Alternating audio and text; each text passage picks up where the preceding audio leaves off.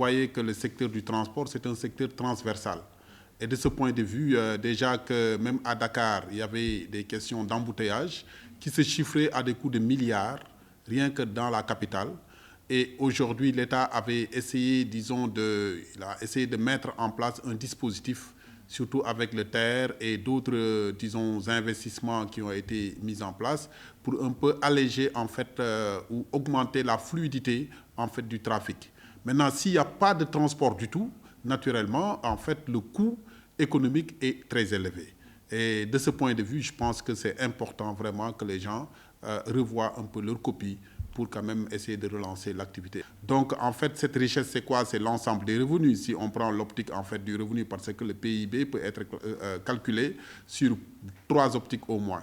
Alors, et de ce point de vue, c'est la baisse des revenus déjà du secteur du transport. Ceux qui ne travaillent pas vraiment, ils peuvent pas, ce qu'ils collectaient en ressources, ben, ils vont perdre, c'est des pertes nettes.